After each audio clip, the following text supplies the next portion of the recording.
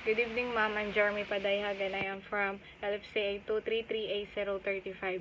So tonight I'll be doing the activity 9, which is the reenact the highlighted part in every chapter and El Filibusterismo. So the chapter that I have chosen is chapter 15 and it is entitled Ginoong Pasta or Si Ginoong Pasta.